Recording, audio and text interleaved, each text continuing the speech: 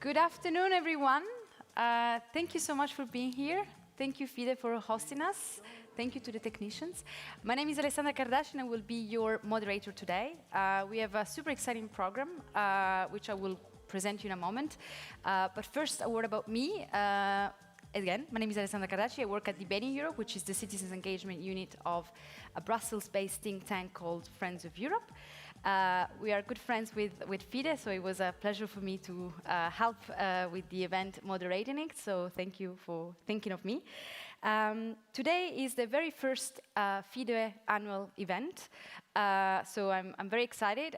We will discuss about many things. We will learn from each other, we will challenge each other, we will connect on, of course, citizens-led policymaking in Europe. We have an audience online, so I want to say hi to the audience who is following us from home.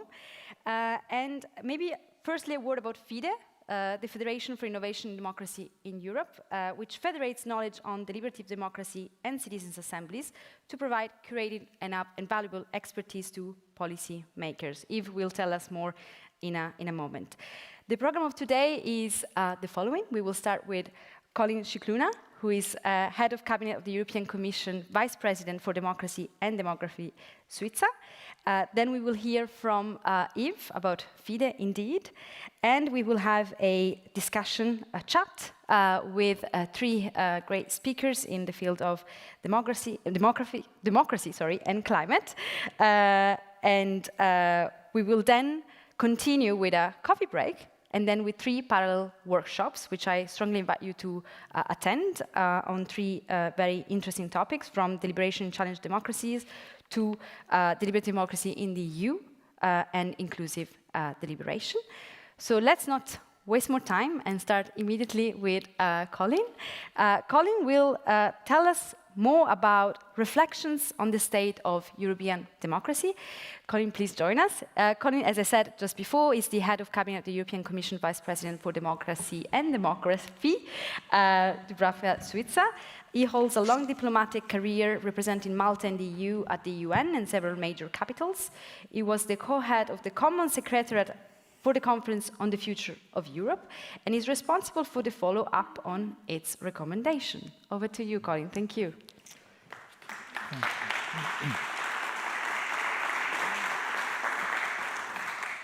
Thank you very much. First of all, apologies on behalf of the Vice President, who would have very much liked to be here herself, but unavoidably could not make it. So you have to make do with me. I'm also both glad and a little daunted to speak to this audience, because there are many friends, but there are also many people I know who know far more than I do about these topics. So I'll try to share a few thoughts and a few ideas on this topic, which I think is a very timely one. It probably always is a very timely one, but I think at the moment when we start, there's a lot of talk about elections in different parts of Europe. We talk about the European elections next year. We see events around the world, not only in Europe, where I think I would go as far as to say democracy is being tested, if not even challenged, in rather fundamental ways. So if we look at what the state of democracy is, especially in Europe, some of you, I think, were at the Democracy R&D event in Berlin in autumn. And I was on a panel where the question was asked, what do you think the state of democracy is? And my fellow panelists were quite optimistic about it, and I was the only one who was rather pessimistic about the state of democracy. And when reflecting on that afterwards myself, I was wondering whether I tend to fall into the trap of feeling that democracy is under threat because I don't always like the result of the democratic process. And I look at elections taking place in different places, and I'm rooting for one side or the other, or maybe neither, because in some cases we are also faced with a choice where both choices are ones which may not be very palatable. And I think we need to look at where the flaws that we identify in democracy are coming from. And I think that there are a number of sources. I think probably the main responsibility needs to go with what I would call very broadly governance. So whether it's governments, whether it's politicians, whether it's parliaments, at different levels. And I think that there is a clear disconnect between populations, between citizens, and those who are supposed to be governing those citizens. Corruption, inevitably, I think, plays a very important part, or at least certainly the perception of corruption, because I think sometimes there are cases where the element of corruption is overplayed or even exaggerated. In other cases, it's completely justified to complain about corruption. There is, I think, a lack of relatability that institutions, and this clearly is the case at the European level, institutions like the European Commission, when you say that you work for the European Commission with normal citizens, normal human beings, very often there's a blank response. You know, what's that? What does that mean? What's that all about? And I think part of that, a good part of that, is because institutions have become very remote. There isn't the connection with people. I think there's also some responsibility on the part of the population itself. We can't say that the citizens are blameless in all of this, because I think some of the indifference that we see in the population is one which comes about for a number of reasons, but there is also a degree of perhaps laziness or lack of interest in what's going on around them and the things that ultimately have an impact on their lives. So I think there's a lot of responsibility to share among the various actors. So what's the action? What should we be doing about this? What can an organization like the European Commission, what can governments do about something like this? And I think that we need to ask ourselves a question, especially on the issue of trust. So if there is a lack of trust, what can we do to restore that trust? What options do we have? What alternatives do we have at our disposal to do that? And I think that a lot of it has to do with communication. A lot of it has to do with honest communication, because very often if you read, unfortunately, we still use press releases a lot, which is something, you know, very 1980s, I think.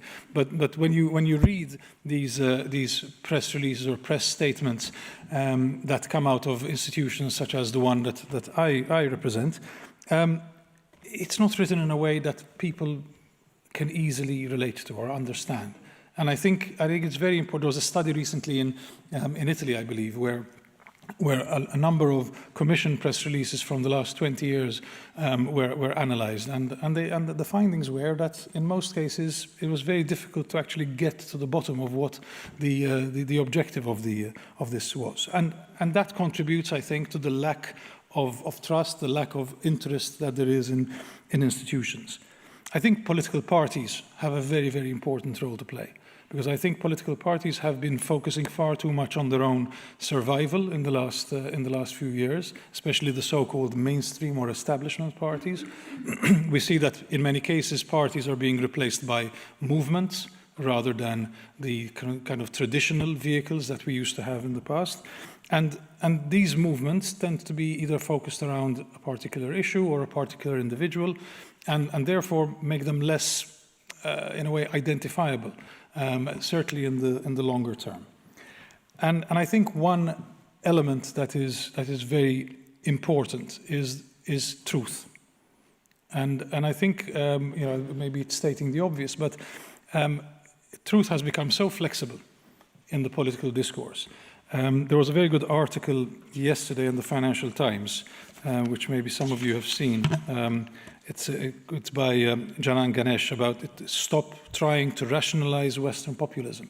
And I would encourage you to read this, because it talks about how certain politicians, certain political figures have really introduced this idea of truth being flexible.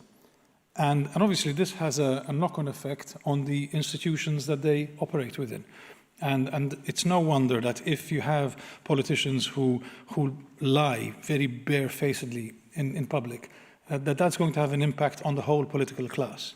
And I think we need to call out more and more that kind of action. So perhaps the final words that I will say is about what we are trying to do as a European Commission, and hopefully also other institutions can contribute to addressing this situation. We've taken a very deliberate decision to try to find channels to engage with citizens. And I think one of the most visible examples of that is the fact that we have adopted the deliberative approach in our policy making. We had the example of the Conference on the Future of Europe, which was a huge experiment. And it was actually quite a risky experiment, because I think for institutions as conservative with a small c, as the European institutions, launching themselves into an exercise where they didn't know the outcome, or they couldn't necessarily control the outcome, was something that's quite unusual. And I remember meetings very early on where some of my colleagues from the other institutions, but also from my own, were saying, but what do we want to get out of this? And what do we want the outcome to be? The answer to which was, if we have an answer to that question, then we may as well not do this at all. Because the point is, we need this to be a process where we're not entirely sure of what the outcome is going to be. And I think that experience taught us that we should trust a process like this, because the outcome tends to be a reasonable one, tends to be one that can be actionable. If you've never seen this, I would invite you to look through it, and you will find that there are 49 proposals there, some of which might be ambitious, some of which might be expensive, some of which might require resources we don't have, but none of them are unreasonable. None of them are ones that you will look at and say, what the hell were they thinking? And I think that it's very important that we can say that. And that helped us then to introduce this into the way we are designing policy across a range of issues. We've had 3 further citizens panels, and I think you'll hear more about this later on as well this afternoon, where time and again it's been shown that meaningful outcomes can come from these processes. And I think there's another side to it. It's not just how citizens can help us in designing policy. It's also about how we can make our institutions more accessible to citizens. And we heard this very often during the conference and also during the panels that we held earlier this year, that people told us, you know what, it's actually not easy to design policy when you debate, when you hear other points of view, when you need to make compromises. It made them understand that what we're trying to do on a daily basis is something that's not as simple as people might think it is. And it's quite easy to criticize the television screen during when you're hearing politicians talking about this initiative or the other. But when you actually have to get into getting your hands dirty in designing policy, that it is a very difficult, a very complex process. So I think it also helped us it showed us that this is also a way to explain better what it is we're doing. There's a two-way street involved. So I think at all levels of governance, we have options. I think there is a tendency sometimes to say, well, it is what it is, people don't trust us, but we just continue doing what we're doing and hope that we can get through to them in the end. And that's, I think, is a bit of a defeatist attitude. I think we need to be more creative in how we try to engage. And using methods such as these, which are now tried and tested. It's not as new, as novel as it used to be. It is something that has a track record and has shown that it can work. And so, for that, I think we depend very much on the work that all of you are doing, because it's not only the work that we can do inside institutions. We need to also listen to what the broader ecosystem is debating about, is discussing, is studying, especially on the methodologies to use, because without that we cannot get the outcomes that we are looking for. So, thank you very much. Thank you, Colin. I have to say I was myself a facilitator at the Conference of the Future of Europe, so I can second what you were saying in terms of challenges and the fact that citizens has the chance to experiment themselves, what it is to talk about policies and bring forward solutions. But I have a question for you. So we have seen that the Commission has ensured a follow-up of the conference with the panels that indeed we will cover later in a specific workshop. The Parliament is equally very interested in participatory democracy and citizens' engagement, of course. But I wonder, how do you see the institutions that cooperated together to make the Conference of the Future of Europe a reality, continue this cooperation and synergy in future to bring forward citizens' participation in the EU? Well, I think one of the best things about the Conference on the Future of Europe was that the three institutions came together to organize it. I also think that one of the worst things about the Conference on the Future of Europe was that, because very often the objectives were very different, the methods used were very different, and it was quite a struggle on some occasions. But joking apart, I think it is valuable that something like that had the stamp of the three institutions.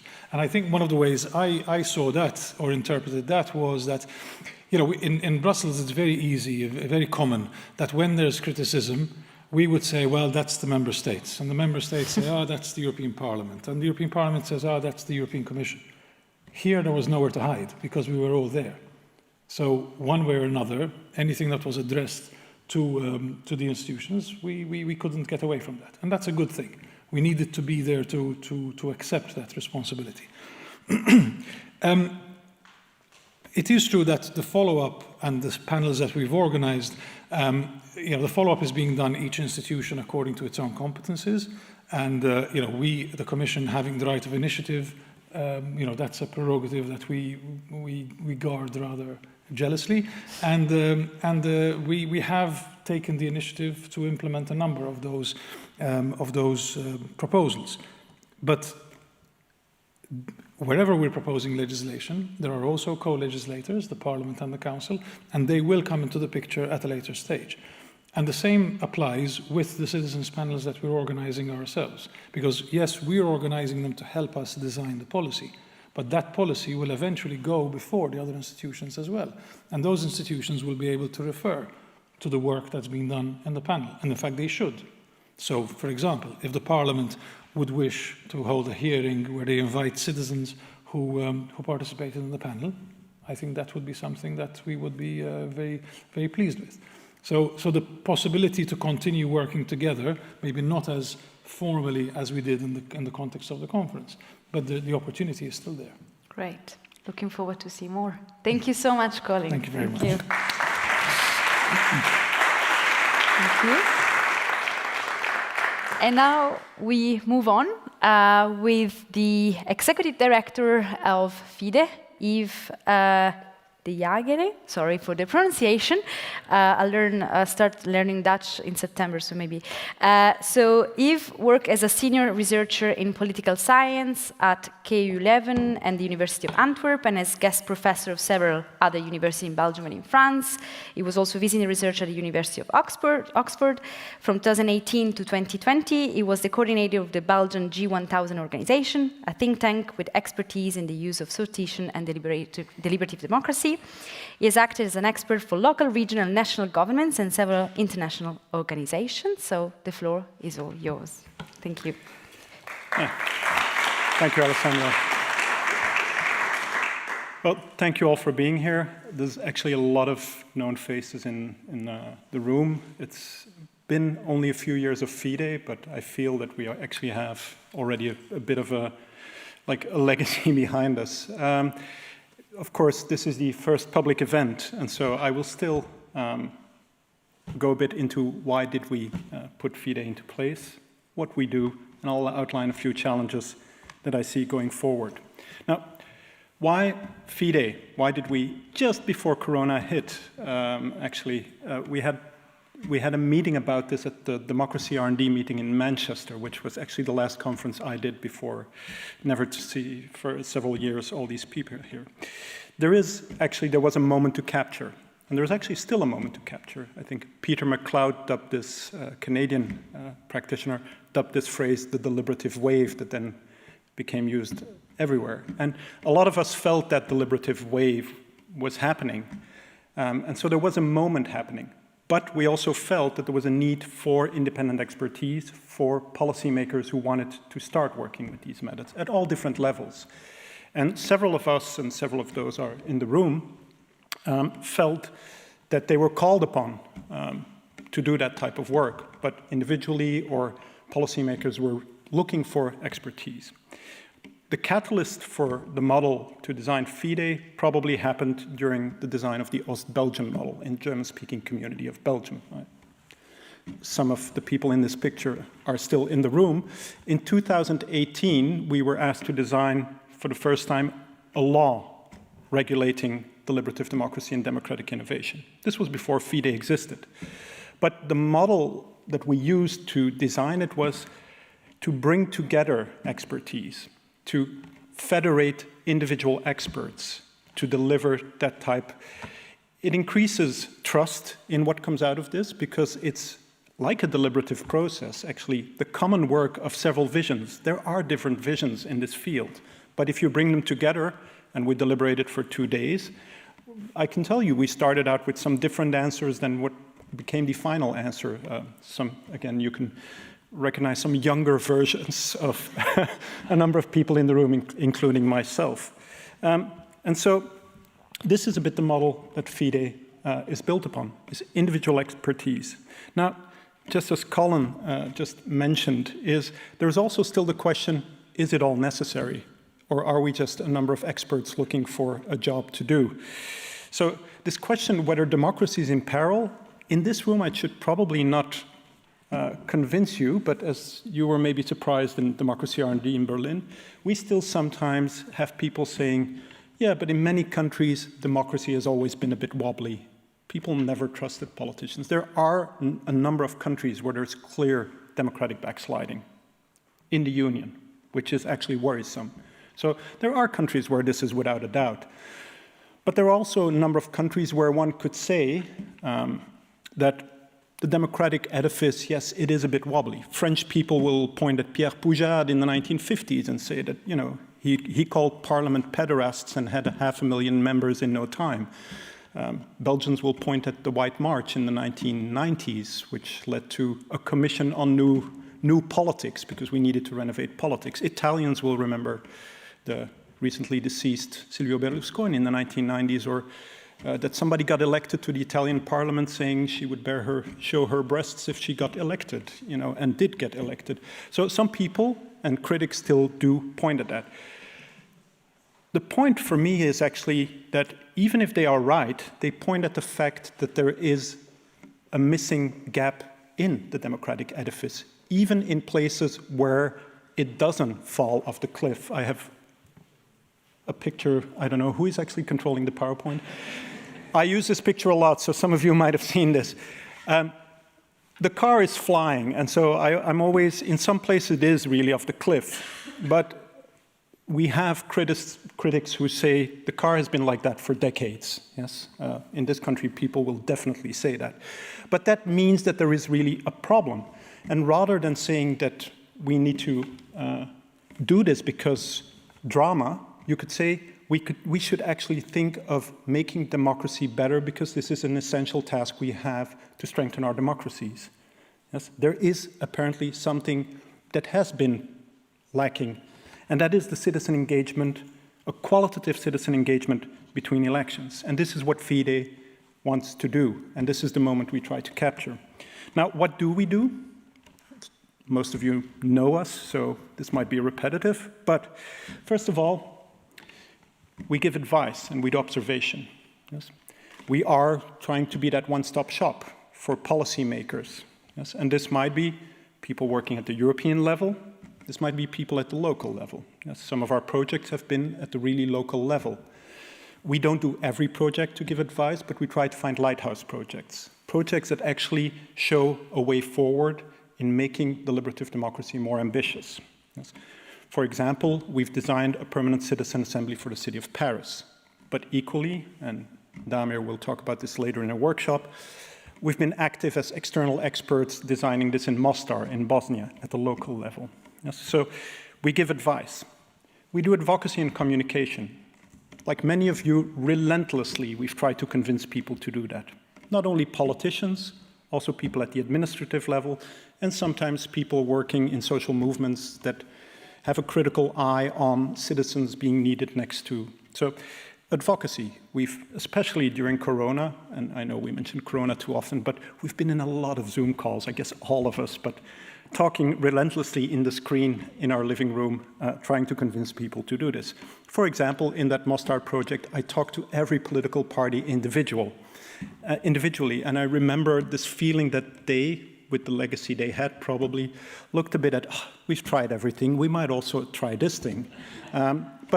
So we do a lot of advocacy, and we do research and documentation. We try to actually provide handy guides for people who have to do this. My staff knows this. I always say we write for the person in a small town village with a few dozen, 10,000, 20,000 inhabitants, a civil servant who had a mayor who suddenly has this loose idea to run a citizen assembly and doesn't know where to start. So that's the type of, we don't do original research, we really try to provide documentation for people who do this. We recently had a paper on inclusion, we had a paper on how to run a sortition, and we will keep producing that type of work. We do capacity building, so we run schools for people who want to be practitioners, who are already practitioners and want to be better. Some of you in the room have been actually presenters at those schools. And so we ran one in Milan just a few months ago, together with the European Climate Foundation and with Graham Smith, who will talk later today, where we had 65 people coming from throughout Europe, mostly people working in policy, trying to learn in those 2 days how they could go forward with deliberative citizen engagement. Of course, a lot of that work is thanks to our rich advisory board, people we can count upon who actually do a form of volunteering and work for us in, I would say, their spare time. I thank them a lot for that. Now, where does the field stand? The deliberative wave is real. If you look at what happened in the last few years, it is breathtaking. We've seen institutionalization of deliberative democracy, and not just in one place. In the meantime, you have it in Oost-Belgium, you have the Brussels Parliament, also Magali Plovy of the Brussels Parliament will speak later on inclusion. The Brussels region has a permanent climate assembly. The city of Paris has a permanent assembly. The city of Copenhagen, if I'm not wrong, also somebody present from that project, has started a permanent assembly. Bologna, Milan, and I learned a few weeks ago, Rouen, and I have yet to learn what they're doing, but apparently they also started. So we are coming to a point where even we as practitioners have to learn that there is an institutionalized assembly that we don't know of. We have national processes with increasing ambition. The end-of-life one in Paris recently, a budget of several million euros, more than 150 experts. Again, several people here were part of observing that, or in the Comité des Garants.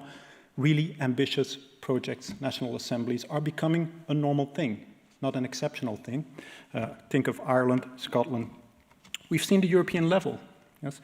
It is the most ambitious citizen democracy project with people from so many countries actually coming together. It is still ongoing and it's developing, but it is a really ambitious experiment. It is a first of its kind at that international level. Yes. So we've seen it with children, we've seen it with adolescents. Yes. Here you see an Irish minister deliberating with a number of kids during the biodiversity assembly, which was held with adults, but held an additional assembly with children. And as the minister addressed the adults, he also went to talk with the children. Similarly, in Scotland, it happened with adolescents in Estonia, in Copenhagen, in Tolosa, in the Basque Country, on topics like mental health, climate, things that adolescents are really worrying about.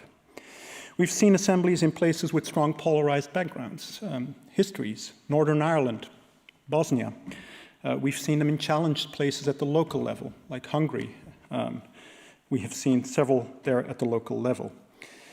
So all these assemblies show us something. It is that deliberative democracy passes what I would call the IKEA test. You know that IKEA will test its flat packs by having a machine bumping the drawer 1,000,000 times and see if it doesn't fall apart. Deliberative democracy has passed the IKEA test, yes, over the last years. The question is now about ambition. It's about what you do with citizen assemblies. And so this is where a few challenges need to be mentioned going forward. The first is stagnation. Some of the projects that might have been ambitious because they were new a few years ago, and I will be very diplomatic and not mention anything, but if you now organize a 2-day assembly from start to finish at the national level, so to speak, that might have been very new 10 years ago. You might do that once, but you couldn't stagnate on that. You need to be ambitious and evolve. So one of the risks is stagnations, that we are happy with what we're doing now in some places, and we should continue to look, for example, also on inclusion. Yes, we make that claim of representativeness, but we're not perfect either. We try to be as good as possible, and there is still a lot where we can improve in many of these assemblies. The second one is, of course, capture.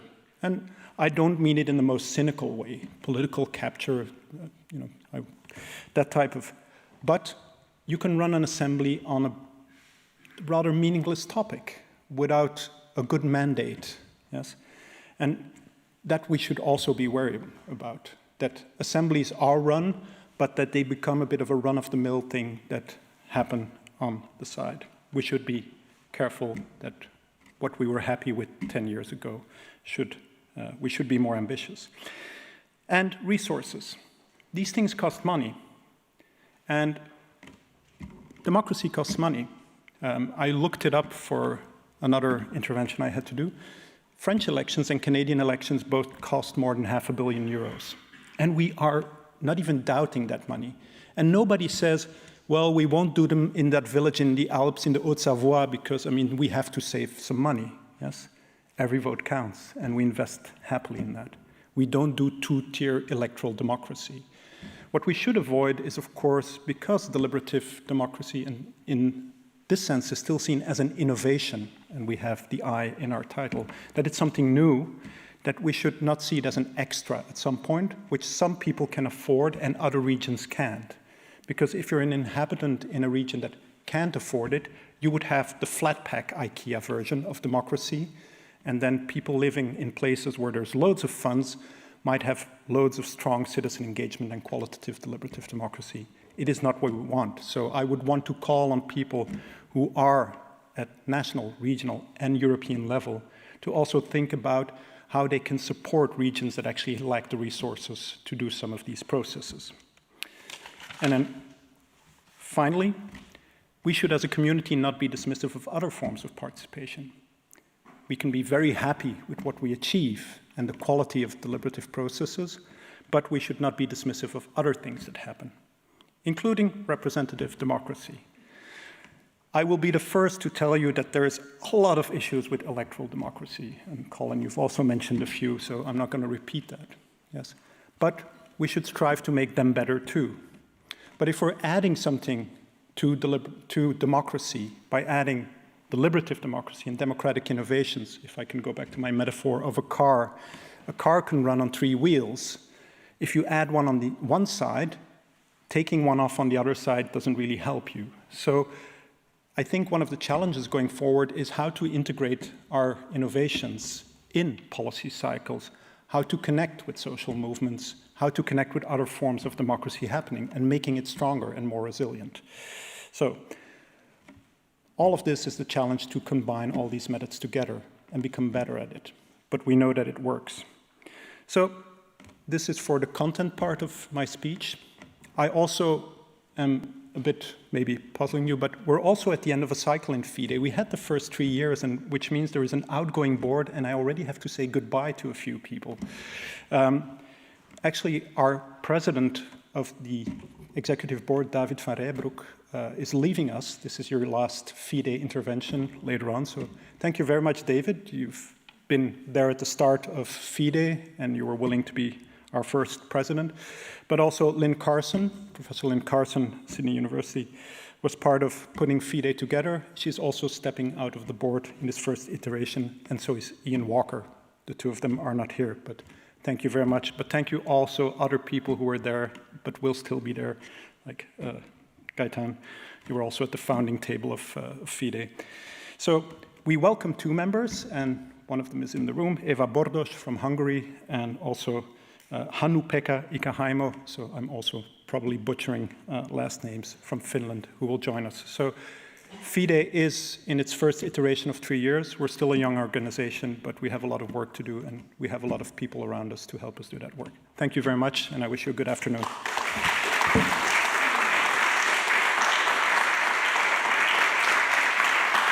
Thank you, Yves. Perfect. Thank you so much. I think we're all very inspired by the work that FIDE is doing, and that's the reason why we're all here. And now it's time to start a conversation. Just to explain, we will not open the Q&A now, because we don't have much time, especially because David needs to leave, and for a very good reason that he may tell us more about in a moment. But after the chat, the conversation, we will open the floor for questions, including for Yves and for previous speakers. So yes, let's start now with the next session, which is about how to bring citizens into the heart of European climate policy. We know that there have been many citizens' assemblies on climate-related issues. So I'm glad to welcome on stage David van Rijbroek, again, sorry for the pronunciation, who is a Belgian author and advocate for deliberative democracy. Please, David, come join us. He's the co-founder of FIDE, as Yves just said, and managing director of G1000, the platform for democratic innovation in Belgium. His book, Against Elections, The Case for Democracy, was translated into 25 languages.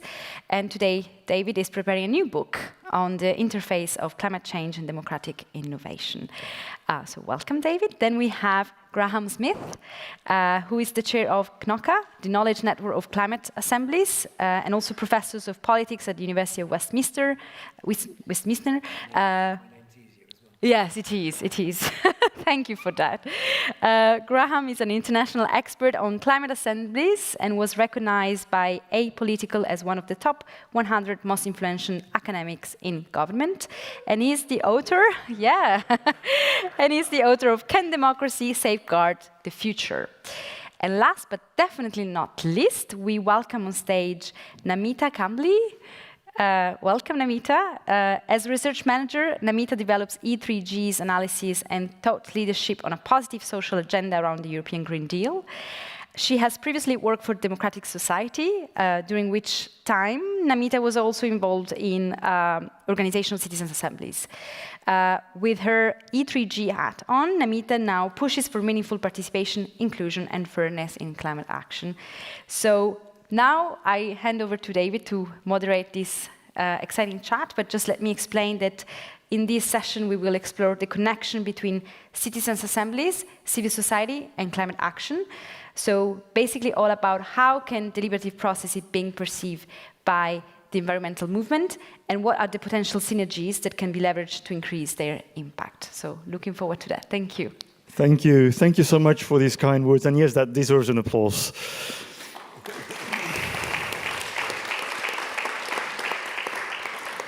In February 2007, Belgian Federal Minister for the Environment, Bruno Tabac, famously said in an interview, well, I know perfectly well what to do to combat climate change.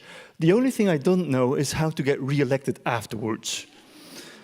That saying encapsulates somehow the dilemma that many elected politicians are facing when they have to deal with climate change and developing and implementing climate policies. It seems as if, according to that logic, if you're doing good for the environment, automatically you're going to find citizens on your way. And for a very long time, this has been the view of how politicians have to handle citizens and climate at the same time, which is a bit of an impossible combat to take. And at the same time, is this true? Is this true? Everyday citizens, for a long time, have been considered as a stumbling block to effective climate policies. Yet, increasingly, over the last couple of years, even last couple of decades, we see that they are not only a stumbling block, but also a valuable resource to design, develop, and even implement successful climate policies. Everyday citizens are no longer seen as an obstacle, but even as an opportunity. And this is precisely the topic I have the honor to talk about with the panel today.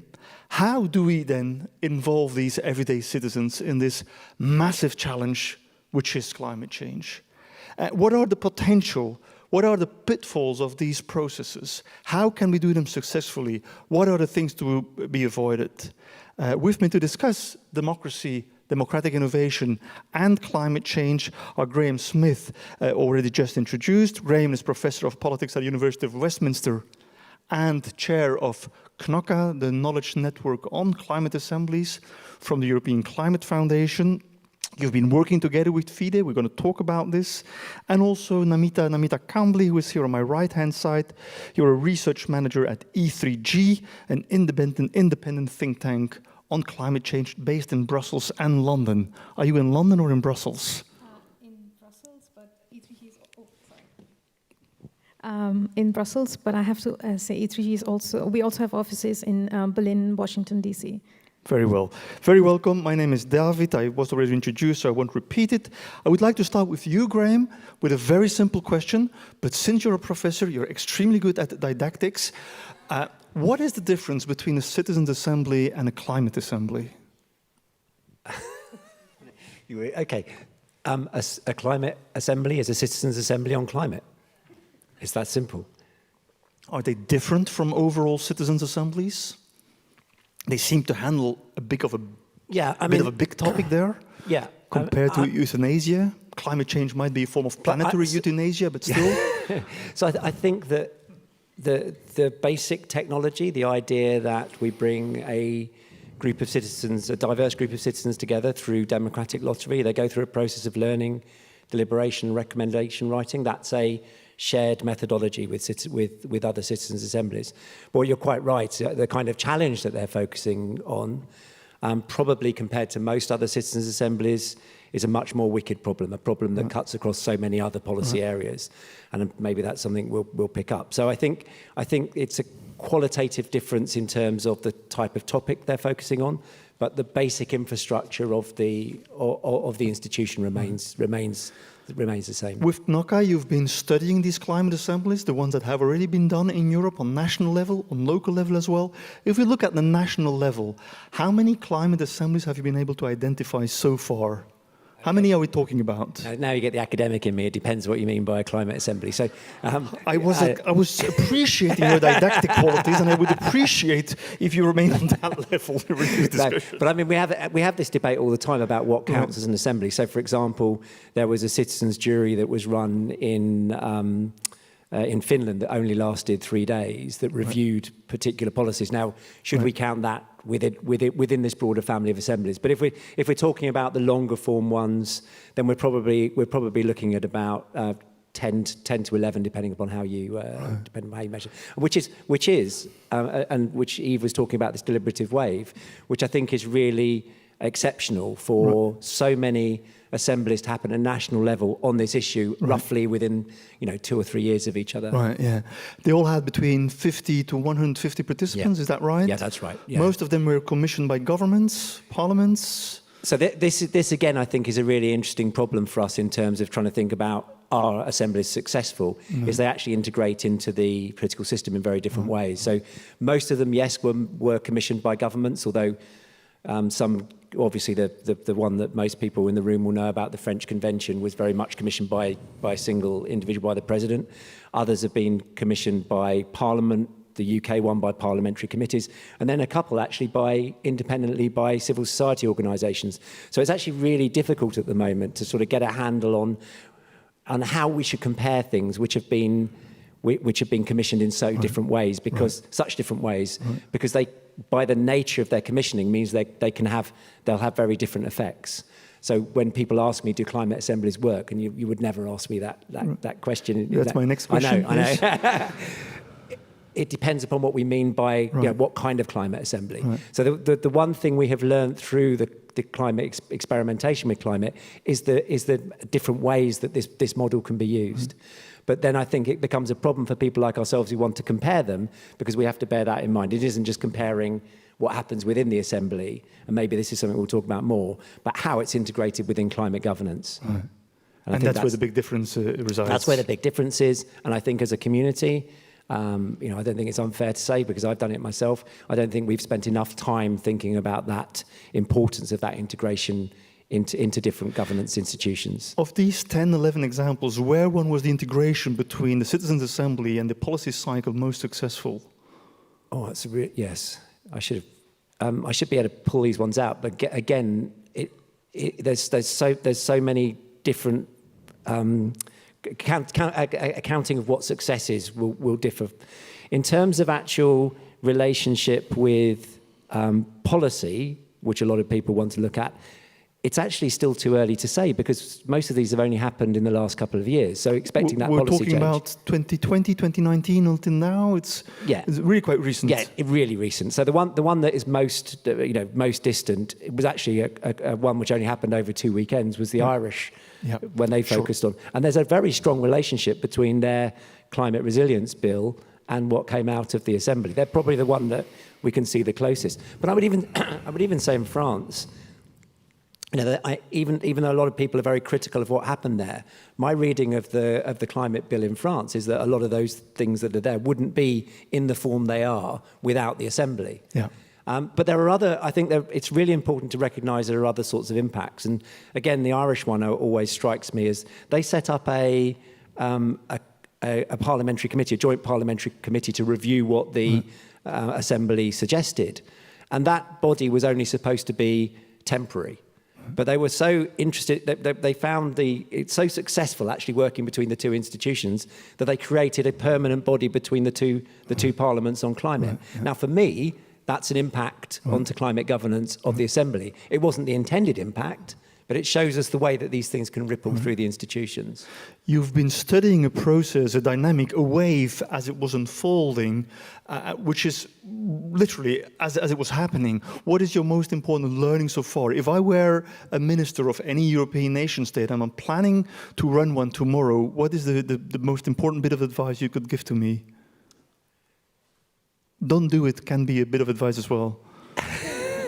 The most important piece of advice is to prepare for what comes out of the Assembly before the Assembly starts. So prepare the end in the beginning. So we as people working in this field, I think we've done a really good job, a design job on how to engage citizens in an Assembly. Right. What we failed to do, I feel, as a community, is to design what happens afterwards, and to work with public authorities or whoever is commissioning to actually figure out how you land these things within public authorities. We've been working with people who are enthusiasts for these processes, who have helped us, who've created the political space for these processes to happen, but not thought long and hard enough about working with those people whose everyday work patterns are going to be affected by that Assembly. Indeed. And I think we've got to become, in the way that we've become specialists in participation and deliberation, we've got to spend as much energy, and if not more, and as much resources on that question of how do we work with those people who are going to be responsible for taking this forward? How do we design landing and embedding within public institutions? And then you're talking about civil servants, administrations. We're talking about civil servants, we're talking about politicians, we're talking about various stakeholders around that, because not all of the recommendations that come out of a climate assembly are for the public authority to deal with. They're very often for other stakeholders. One thing we know about citizens is they don't look at things like public servants. They look at things systemically. They look at things in the round, and they don't think, oh, who's got responsibility for this? They see problems that need to be solved. They put forward recommendations, and not all those recommendations are going to be for public authorities. But most primarily, it is that. I think it's a much drier piece of work, but equally important is how do you put the structures in place, the practices in place within climate governance in order that these inputs from climate assemblies can actually have a life afterwards. Right, okay, thank you. Namita, Graham seems to think that we're not at the end of the deliberative wave, that there might be other examples of climate assemblies. Is this true, or is this just a fad happening now that will die out once this session is over? I would hope not. Please use the mic. Sorry, I keep forgetting. I would hope not. I mean, Yves mentioned all the cities that are setting up they're not specifically climate assemblies, there's permanent citizens' assemblies. And what I think is also really exciting, and just to bring it back to the climate now, is that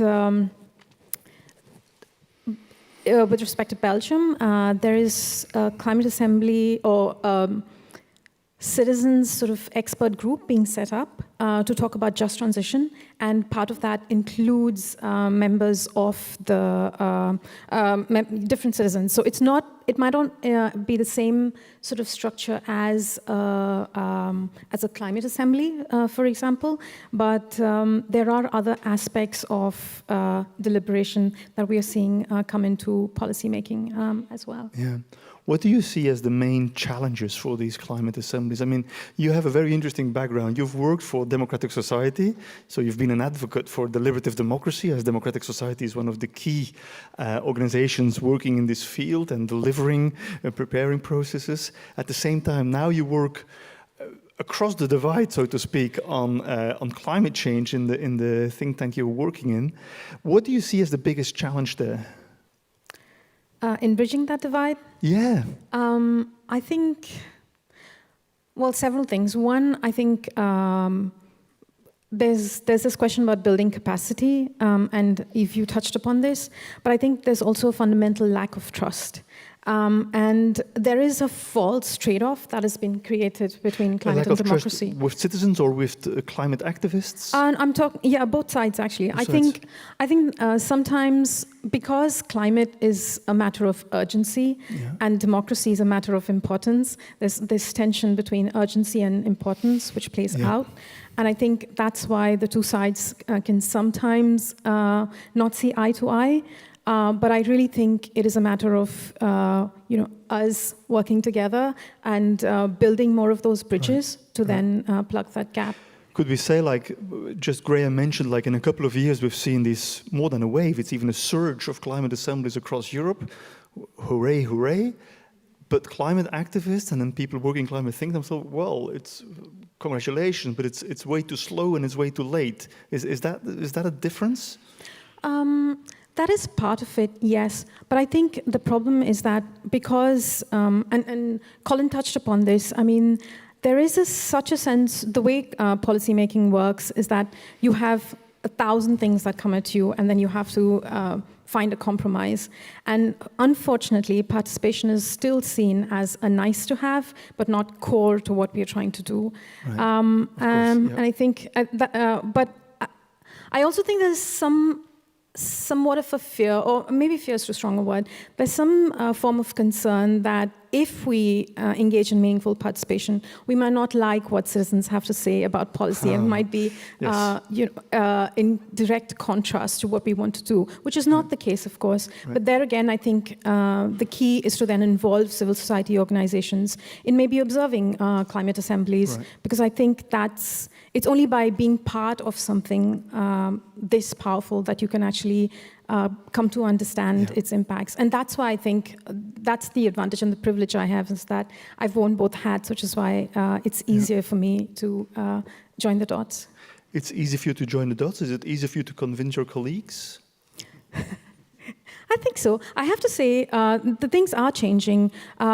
Within the EU, for example, as within the Horizon Europe, which is this big these funding cycles that the Commission has. One of a big Horizon Europe project at the moment is called the Real Deal, and it is actually specifically about... The Real Deal, not the Green Deal. Not the Green Deal, what is the Real Deal? So the Real Deal is about making the European Green Deal more participatory. So it has, I think, 8 or 9, I'm not exactly sure how many organizations are part of this consortium, but they also include organizations like Solida, which is a social justice organization, but also the European Environmental Bureau, for example. And I think in doing this, there's this sort of capacity being built across this, you know, like a network of different organizations. I think extremely positive. Here in Brussels, I was personally very involved with the protection and safeguarding of a natural reserve.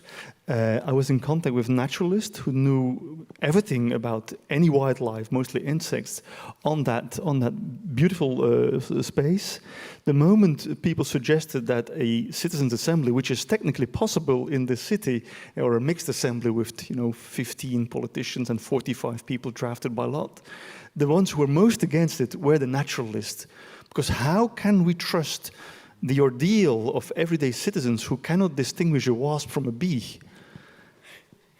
And yet, the thing happened, and it was quite beneficial to the. But it really took a while to convince the people who had the biggest stake in the protection of that nature conservancy. Yeah, actually, one thing that I always use is Claire Millier. I don't think Claire Claire's Millier, here. yes. Has done some excellent research on what happens when you give citizens sort of like the time and all balanced information, and she's looked at the climate, both the assemblies in the UK and in France, and has actually shown that when you give citizens this time and information, they actually come up with policies that are way more ambitious than what politicians or policymakers are capable of themselves. So I think if given the chance, and I've seen this in action as well in being part of climate assemblies and citizens assemblies more broadly at DEMSOC. So I have a little more faith. Okay, wonderful. There is something that strikes me. I mean, I come from the field of deliberative democracy myself, but I find myself now talking to a lot of climate scientists. I'm part of an advisory body for the Belgian federal government on the just transition. One other thing that strikes me is that, on the one hand, deliberative democracy, with all our attempts to involve the citizenry across the board, there are people who are underrepresented, who are very hard to reach, who are very hard to get into your room.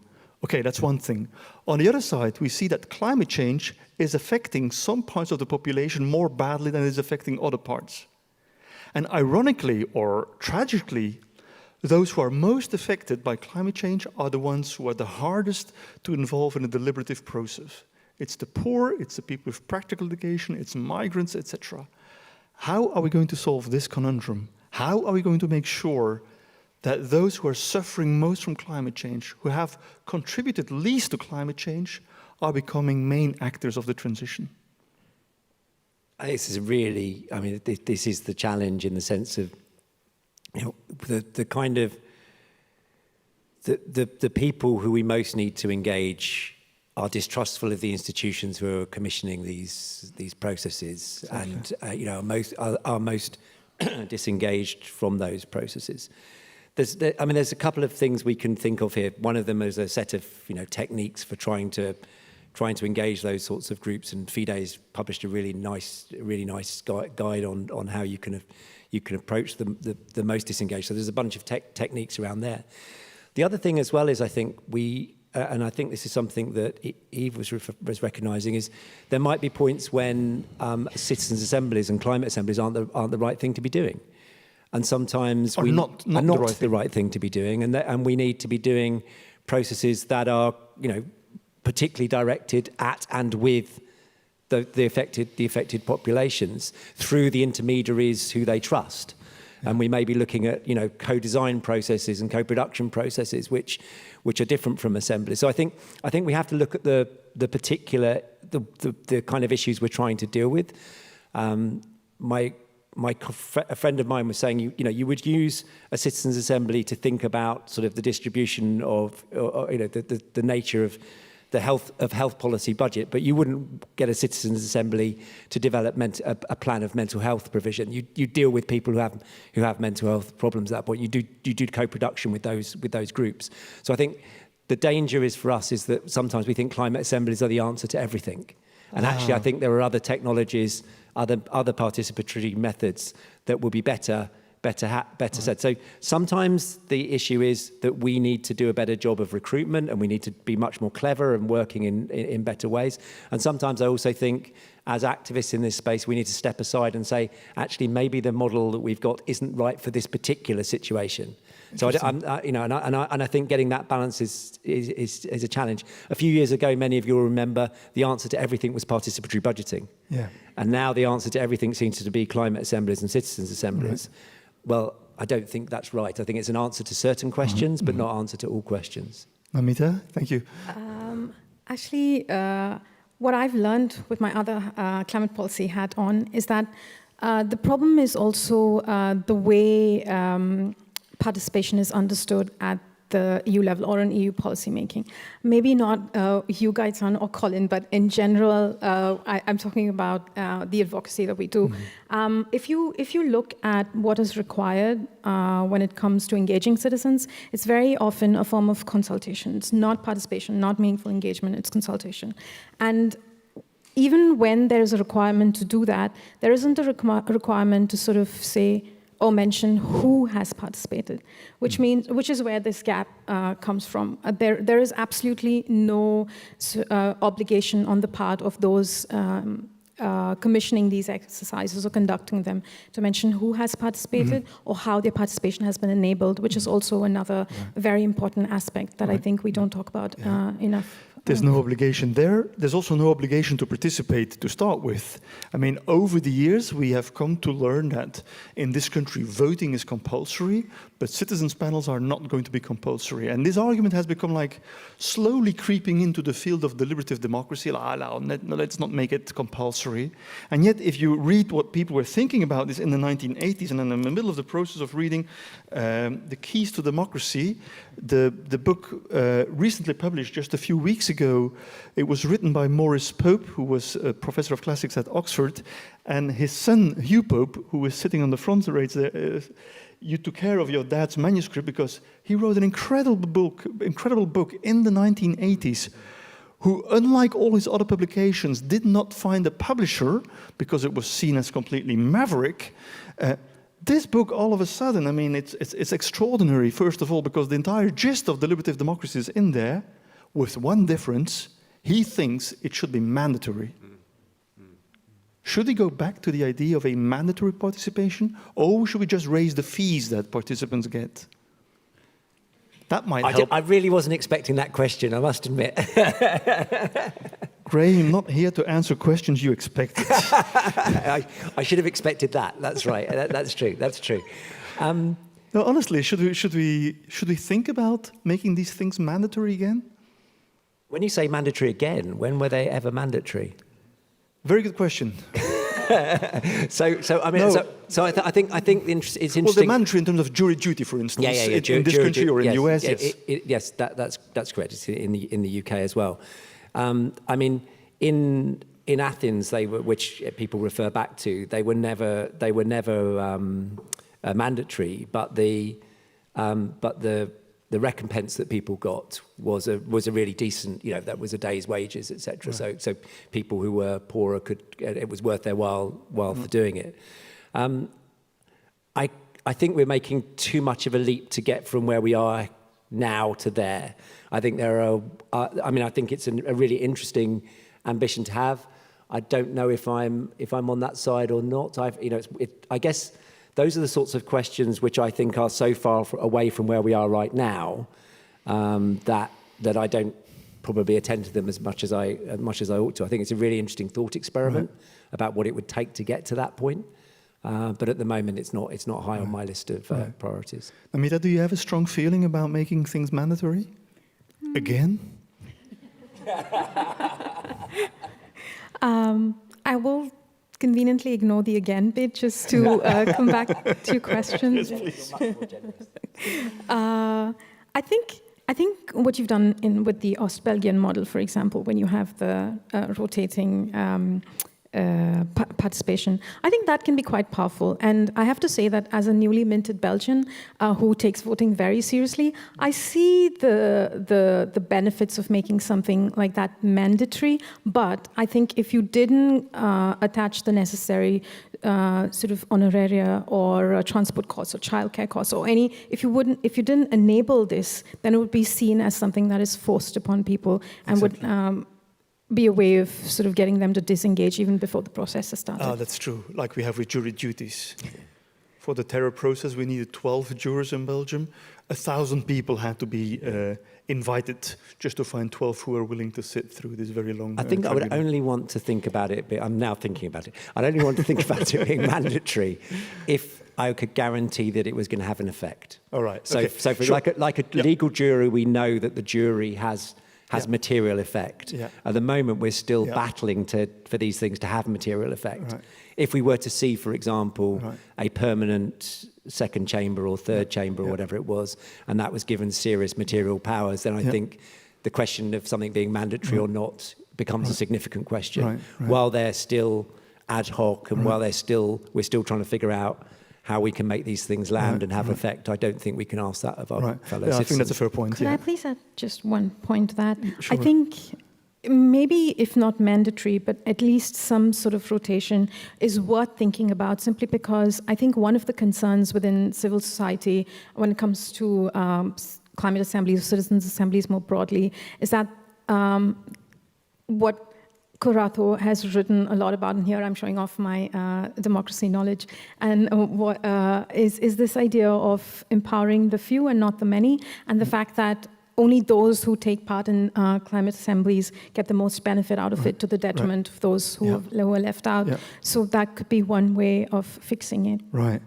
Now that you were jumping a bit of questions, but it's a very good point. I mean, it's a very important point. And I was thinking, when it comes to climate assemblies, they have a transformative effect to those who participate. I think that has been well documented, and every one of us in the room who's ever been observing or partaking in any of these panels must have been impressed by that emotional transformation as well.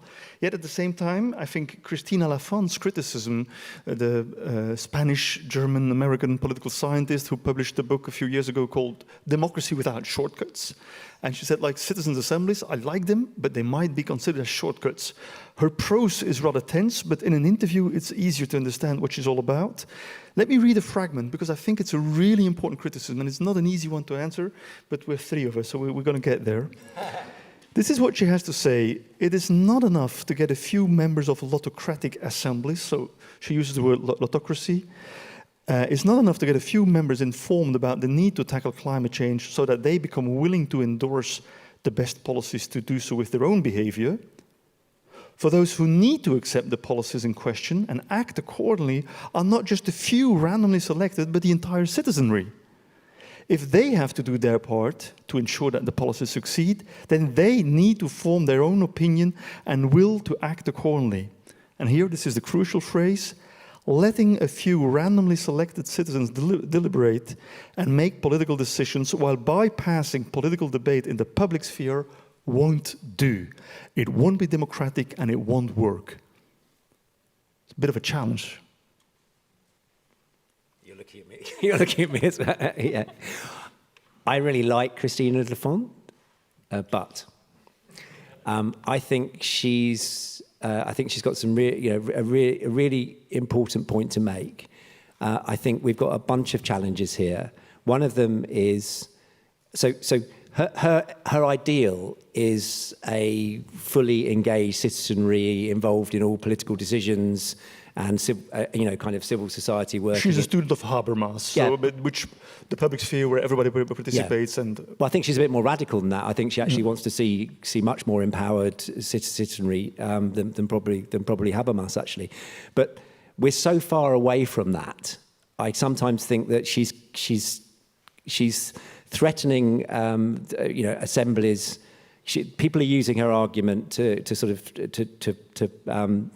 downplay the significance of assemblies in a situation which isn't ideal. So, it's really, really hard to get to communicate climate assemblies. It's really hard to communicate public participation. And a lot of that's to do with media values. It's to do with the interest of new and old media. And the other thing about her theory is I think it also rests on the idea that representative democracy is functioning well and functioning perfectly. And again, it isn't. So very often with assemblies, in sort of academic terms, I'll use a second best argument, which is not that assemblies are philosophically the best thing to do, but they're pretty much one of the best institutions we've got in our armory at the moment. Right. And so given the dysfunctions within government, given the dysfunctions within the media environment, given the dysfunctions within civil society, I think they've got a really important role to play. Now, that we still need to communicate them better. We still need to integrate them better. So Cristina is right. But I sometimes read her saying we shouldn't be doing these things. until we've got all the other stuff right. And I think that's not, I don't buy that. Are you, as an academic, saying that she is too academic? Yes, I might be saying. I think there's a brand of political theory which is ideal political theory, which starts from the position, let's take things as being ideal, which I find problematic. I'm much more of a realist of saying we have a world, we're facing that world, there are various things we need to do. But I think the argument is fair, though, somehow. And I mean, I've been organizing and running and observing citizens' assemblies for over more than a decade now. Some of them are quite easy and straightforward. We've just done one in Belgium, a bottom-up initiative on changing party funding. That's the sort of thing where you can entrust the responsibility to 60 randomly selected people, spend a couple of weekends on this technical detail, and we're going to be fine with it. There's quite a difference with societal challenges that are going to have a deep impact on the way people live their lives. And there, a form of external collective validation might be important. The Irish referendums on gay marriage and abortion were interesting ones. I've been thinking about the notion of a referendum or even a preferendum, which would be a richer referendum, just not a yes or no question, but a number of proposals, as a form of expediting and going faster. I mean, with citizen assemblies, you were just talking about the urgency and the climate movement recognizing the urgency. We have 10 years left. If we're going to wait until FIDE has been able to convince all European national governments to do this on a massive scale, this won't happen in the next 10 years. I think we're in here for a journey for at least a couple of decades. For climate change, it's going to be too late. And we might, if climate change is going so fast and so radical and so brutal, we might find ourselves without democratic governments. And would it be useful, I think Christina Lafonte definitely has got a point here, wouldn't it be useful to include a form of collective validation of what a citizens' assembly has been deciding, rather than having the citizens have the final say and then hoping that politicians will enact upon it? Sorry, that was a very long question, but this is the one I really care about. Do you want to start with it, or do you want me to say something? Okay. Thanks. Okay, you can respond to what I say. So I think that the analogy with the Irish abortion and same-sex marriage case is a challenging one, because of most of these assemblies are coming out with 80, 90, 100, sometimes up to 200 recommendations. So how we begin to think about doing that in relation to broader populations, I don't know.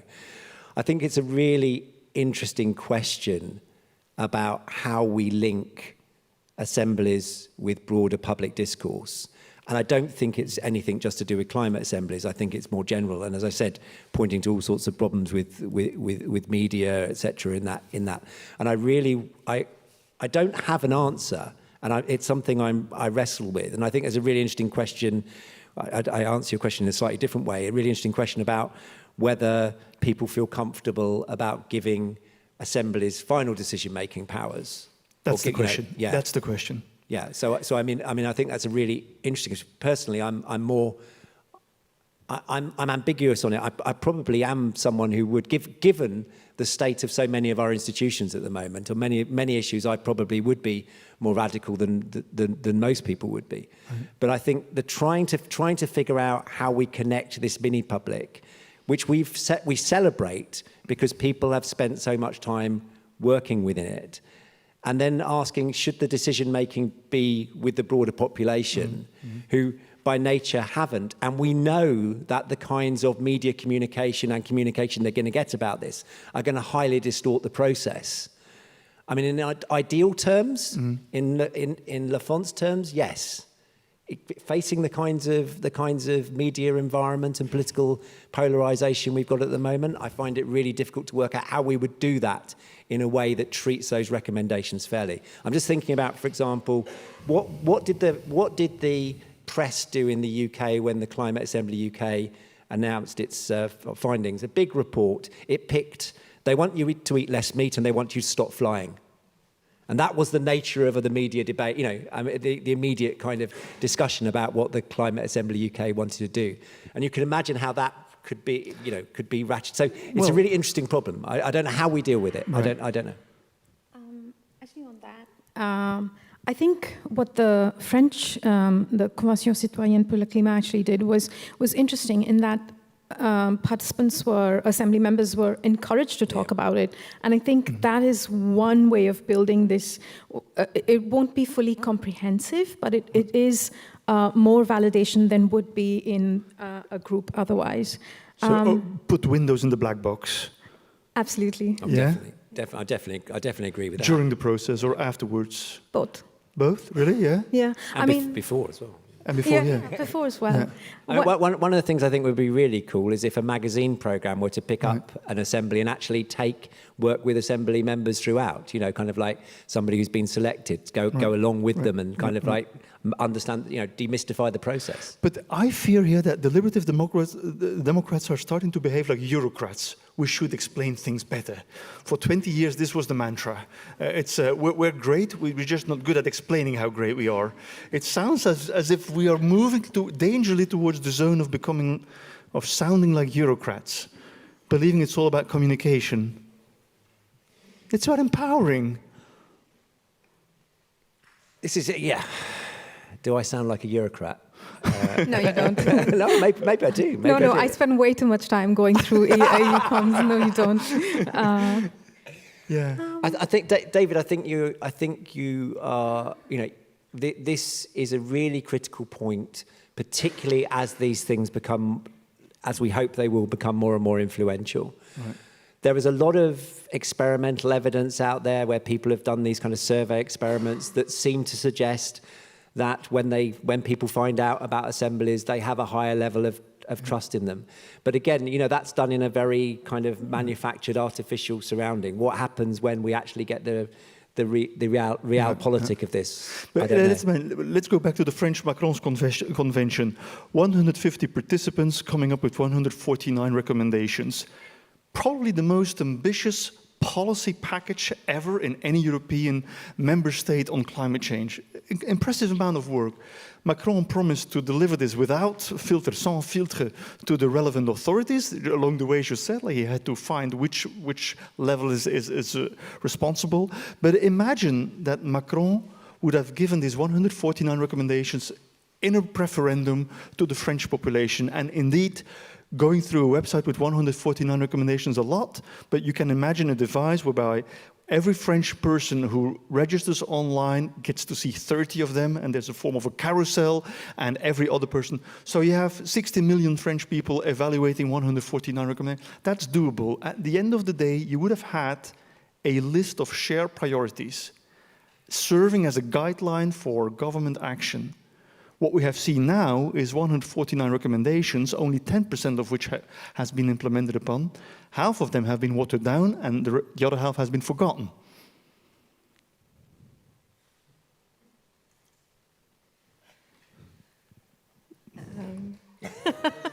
I'm just trying to think about how that works, because that was I should have guessed you were going to ask this, but I didn't, and I hadn't prepared. But it strikes me that when we do we trust citizens, and so I'm going to unpack what you're saying. Do we trust citizens in referendums to make the kinds of judgments based on this process? And when I look at somewhere like... That's the key question. No. That's the key. We trust citizens if they're in a room talking to each other. We don't trust them if they vote in a referendum. No. So I'm thinking about... Especially the British. I'm trying to think about... I shall let that one go. I'm trying to think about Swiss referendum practice. What we find there is that on the really controversial issues, you get really high turnout, right. And on average issues, quite low. On issues that are less salient, quite low turnout. What I worry about with referendums is that capacity for is the capacity of interest groups to mobilise their particular constituency, and I think around around some of the things that come out of climate assemblies, it's too easy. I'm seeing a certain type of politics could emerge around that. Now, what I'm not saying that it shouldn't have a role. What I'm trying to figure out is we have these spaces within which we spend so much time developing these proposals, etc. And that isn't then to say I don't trust citizens to be able to make a judgment about that. It's about what's happened. It's the intermediary institutions between the assembly making its decision and the referendum happening that really worry me. Yeah, okay. So it's not that I don't trust citizens. Yeah. Don't I trust? I don't trust the kinds of ways that certain newspapers and certain media outlets, etc., spin this stuff. Right. And that's where my problem is. Okay. And so you know, it's and that's the bit that I think we need to wrestle with. Right. Fair point. Yeah. Very good. Yeah. Do you want to add something, Namita? Oh, no, I was just going to say, I'm with Graham. I definitely trust people because they're the best judges of their own lives, but it's social media and some sort of sensationalist media that I don't trust, because in between what comes out of an assembly and by the time, or a referendum, and by the time it goes to the next person, it snowballs into something completely else. It becomes a case of Chinese whispers, and we can't have that. Very good metaphor. We've been talking about national climate assemblies. Before we give the mic to the floor, let us talk about European assemblies and perhaps even global assemblies. I mean, Colin was already pointing out that the European Union discovered how reasonable and actionable the outcome of citizens' assemblies can be. We had the Conference on the Future of Europe, Conference Citizens' Assembly on Food Waste. Are we going to move towards a citizens' assembly on climate in the European Union? Should we? And, perhaps most important, should it be a one-off thing or should it be an ongoing thing? Because what we see now are unique processes with a beginning and an end. There is a difference between euthanasia and climate change, I think. You did put the two together. Yes. I did, yes. I'm getting myself in a corner full of difficulties there. First and foremost, I definitely do not think they should be one-off. And I think we need a permanent assembly of sorts, because I think... At the European level. At the European level, and I'll explain why.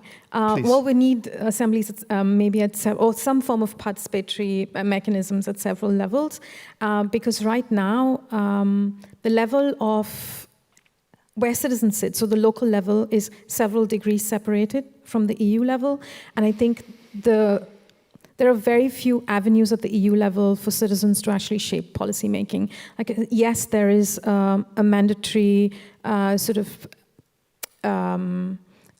there is an obligation on the part of a certain, when it comes to certain EU funds, there's a mandatory obligation for consultation. But again, that's not the same as participation and engagement. And I really think if you were to have a permanent body like this with some sort of rotating mechanism, you would really have people understand how the Commission, or how the institutions work, because I think that is also part of where this distrust comes from, like Colin was saying. Yeah, and at this moment, the way I see it, even when we manage to push for, be it some form of deliberative mechanism or participatory mechanism, we pushed for, I'll just give you a very quick example. Recently, there was this big fund as part of this package in the EU called the Social Climate Fund. And as part of that, we managed to get, I say civil society, managed to get this provision in that part of the funds would be chosen by, how part of the funds was spent was to be chosen by citizens using methods like PB. What's PB? Participatory budgeting, sorry. Thank you. By the time that got through the trilogues and the negotiations, so the Parliament picked that up. So how this works, the Commission puts something forward, then the Parliament and the Council have to agree on it. So the Parliament picked up this recommendation, which made it to the final plenary text, which was a huge win. But by the time the Council negotiated this was one of the first things to be taken out. So I really think that regulation and legislation and directives and frameworks won't work if we want to bring citizens closer to the EU. We'll need more deliberative and participatory forms of action. Can I just jump in on that one as well? Sure. I think I go back to something you said earlier. You said we've got 20 years to sort this out, and kind of we've got to try and try and figure out how we integrate the kinds of methods that we're working with into this process. you are right in the sense of 20 years to sort of in terms of mitigation, but we are going to be living in a warming world, whatever we do in the next 20 years. We're going to live in a warming world within which our democratic structures are going to be under stress. And I'm of the opinion that the kinds of things that we're talking about in this room and other types of participatory and deliberative processes are the kinds of institutional changes we need to make democracy robust for a warming world. And I think it's actually in our interest, if we are democrats, to be trying to think through what a democracy in a warming world and a crisis-ridden world looks like. And so having these kind of bodies that are more permanent means that as policy needs to shift, we've got citizens in the room, in the space already.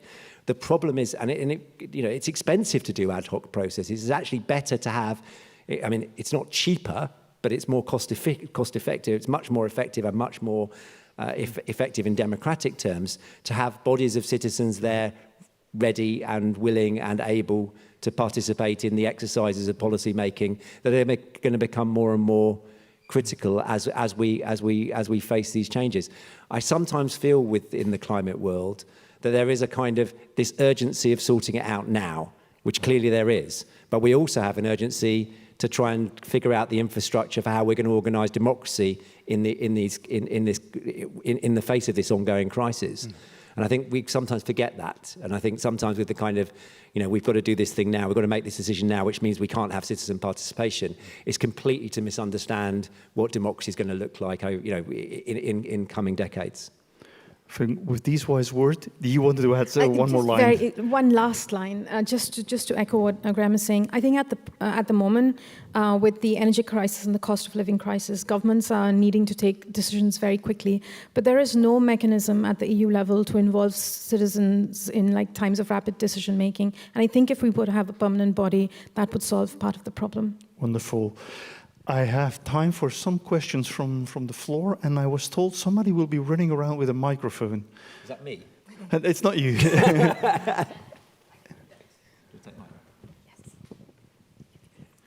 there are questions? Thank you so much.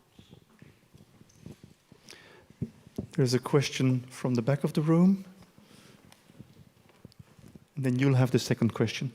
Hi, I'm Alexandra from the Green European Foundation, and I wanted to ask, because there are citizen assemblies on different levels, like we're talking about regional, local, national, European. Would you say, from your point of view, there is one that is especially successful because it has an influence on policies or not? I know it's a very tricky question, but just out of interest. Right. Graham, you want to answer that one quickly? And just a second, I'm going to take the second question at the same time. So we're going to cluster some of the questions. So I kind of tried to avoid this earlier, and I'll keep getting this one. I think there's some really interesting designs that people are doing. So there's a German city in Erlangen, which I really like, where they integrated their assembly with a stakeholder forum and with a research institute where they kind of went through an iteration where the research institute kind of set the parameters for what, Erlangen's situation. Stakeholder group looked at suggested ideas. The Citizens' Assembly looked at what they were saying and said, actually, we don't think that's, from our perspective, it doesn't look right. Goes through the cycle again and goes through the cycle again. And I thought that was really interesting. And at the end came up with citizens got to make the final recommendations, but then stakeholders were signing up for that because they'd been part of the process. So it's those sorts of places where they're innovating with it that I think is particularly interesting. And in terms of national level, in terms of a process that was most impressive, probably the Scottish one has been most impressive in terms of the way that they established a response to the Assembly and a really quite sophisticated civil service response. The problem was once they responded to the Assembly, it died within the process. So I think at the moment there isn't the perfect one. What I can point to is lots of really interesting examples of different bits of practice, which if we learnt from them, and using the wave metaphor, I'm hoping the wave doesn't crash, because waves have this tendency to crash. And actually what we're seeing is this second generation of assemblies, and I really am hoping that NOC has been part of this, really impressed by the way that people are learning from what's happened from other people. other people were doing, we had this period where people were doing assemblies too quickly without a capacity to learn from each other. And now I think, you know, the ones that come, they're the ones that we really should be judging. Okay, interesting. Please, the floor is yours. Yes, thank you so much. I'm Daniela Vantic from Democracy International. To be honest, I have so many questions, but let me also just ask one because it's something that I myself don't have the right answer to. And I'm wondering, in your opinion and expertise, what do you think that the composition of a citizens' assembly, how it works best? A purely citizens' assembly, or as we saw in the conference, we started with that, with the European citizens panels, then it moved to this plenary mechanism that involved all different sorts of actors, politicians, also national level politicians. Right. I think it was the most unique part of the conference. And Ireland did this in the opposite direction, right. Starting first with the constitutional convention that had politicians with citizens, and then taking politicians out of the equation. So I see benefits and merits to both, but what do you think works best? I'll leave it to Graham to answer what works best, but I could maybe share some thoughts on what I think happened with that particular model in the plenary. I think that was really powerful because what happened there was also you had members of within those panels, you had members of the panels talk to one another, but when you had the plenary, you had them come together and learn from, so there was capacity building and learning happening on two levels, one within the panel and then the plenary, which is why I think the plenary, that format could be really interesting. But I think what was missing there, and what if we were to replicate that in the future, we would need to do extensive capacity building on the part of politicians to actually listen, because I think that was what was missing with the Conference of the Future of Europe, because most of the time, from what I've read, seen and observed, politicians sort of rocked up and used that as a platform to further their own agenda, when instead they should have been listening. Right. I know in Ireland, in the beginning, they were mixing 1/3 of politicians, 2/3 of citizens. It was like making your first gin tonic with 1/3 of gin. It was a lot of gin, and now they've gone down to 100% of tonic. Or 100% of gin. I'm not entirely sure. Depending on you. Okay. Any other question? And thank you for having questions that are brief and end with some intonation. There's 3 more questions here. There's a gentleman to the front. Yeah. Thank you. My name is Leon Loré. I am involved in a local citizens' assembly in the city of Utrecht in the Netherlands. And I was intrigued, Namita, by your suggestion of having assembly members followed by press. And encouraging them to tell about what their experiences are. So one concern that a colleague of mine has is that the members will not feel comfortable with press around. You know, they need to feel free to deliberate. It's a unique experience in their lives, and please leave press out of the room. Okay. Yeah. Whereas there's good reason to invite them. Yeah. You don't want to have press on your wedding night.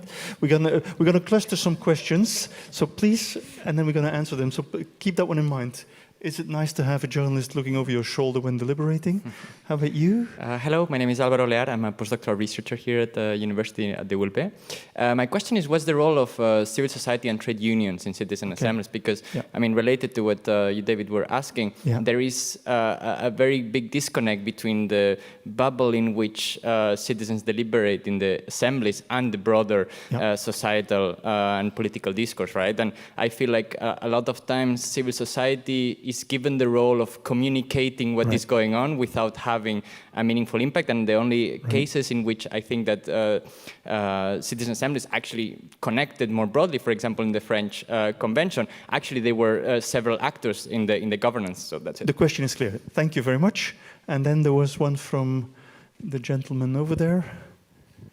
Yes, Luca Belgione-Nedis. I'm a bit of an insider because I'm a director on the board of FIDE. I had a question which might sound a bit like a statement, so bear with me. So last year was the death of the inventor of the citizen juries, Ned Crosby, back in '71 with Peter Donnell, who's passed as well, but he was the German, so the American Ned Crosby. He was the man, together with his wife, who developed the so-called Citizen Initiative Review. Now, David, I'm not entirely aware of or understand your preferendums, but the Citizen Initiative Review, to come to Graham's comment about the Swiss and their way of handling referenda, which I agree with, except that, you know, they have a government-sponsored document that goes to the public, whereas the Ned Crosby and Pat Ben's model was the citizens developed a paper, a little short paper, that went to the broader public for them then, as prior to their vote in a referendum, coming to a decision. Sure. So that would, my question is, I see that personally as being a better approach. All right. Yeah. Good. Wonderful. Do you want to respond to the question from the role of media during the process? Well, I wasn't implying that they should turn it into a documentary. What I was trying to say is that what the UK Assembly did was I think there was an embargo, if I'm not mistaken, when it came to actually talking to members of the media or the public, whereas with the French Climate Assembly, there wasn't, and that's why there was media attention around this, so people knew it was happening, and I think that makes a big difference as well. And you often let citizens choose whether they want to be approached by media or not. The last one we did here in Belgium, people had a red sticker on their name tag if they didn't want to be approached, and that way we could cater for both interest groups. And you don't have media filming or watching or reporting on the actual deliberations or tables. Yeah, that's right. Can I just respond, because you were talking about this before about civil society. One of the things we're doing, we're just about to publish from the Knowledge Network is a playbook for NGOs about how to orientate yourself towards and the different roles you can play in a climate assembly, all the way from governance, as you were talking about, through to other roles. And we've actually developed this through, and you've been involved in this, of having long conversations from people who are working in climate assemblies with people from the climate NGO world. And Namita was already saying, you know, there have been some skepticism. We can talk about why that might be the case. But that kind of, when we think about capacity building, we often think about it with civil servants or politicians. We actually need to do this work with climate NGOs as well, and with other parts of the movement, and to better understand how we can integrate those two worlds together. And I think I think the person who's publishing this, she's come up with 10 different roles that you can, 10 different particular activities in particular ways, right the way through from being there right at the start in the governance through to picking up the issue. And it really has been striking to me how many of these national assemblies have come out with quite interesting radical policies that reflect where climate NGOs are, and the climate NGOs have ignored it. You know, it's been really interesting. And I think we've really got to build that connection in a way that we've been afraid to. Yeah. And then the last question, Lucas, your question on Ned Crosby's way of working. My big concern is that we might get yellow jacket movements after a climate assembly. We had one after Macron decided something. We might as well get them after a citizens' assembly. If citizens' assembly decide that driving your fossil car is no longer doable, a lot of poor people who depend on it will come to the streets, even if it has been decided by fellow citizens. I'm very happy to compare Ned Crosby's work with the referendum idea I've been defending in a couple of places. But that would take us a little bit too long, because it turns out that at the end of this conversation, I have a very strange excuse for leaving the room. I'm expected at the Vatican tonight. and to continue this discussion, certainly. But I would definitely like to thank all of you for an extraordinary rich conversation.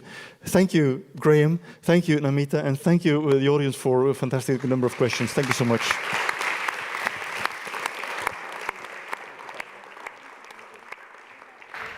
Thank you. Thank you very much. So the good news is that we still have 10 to 15 minutes for some more questions and interactions with you and with all of you. So thank you so much, David. Good luck at the Vatican.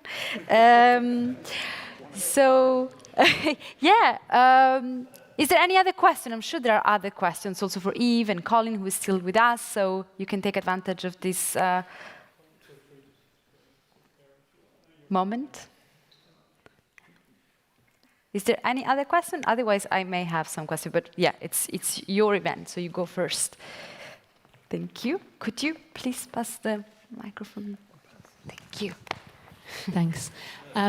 I work for Democracy Technologies, so we focus quite a lot on democracy, but also on the technological aspects. And I know we haven't really touched on that, and I understand why.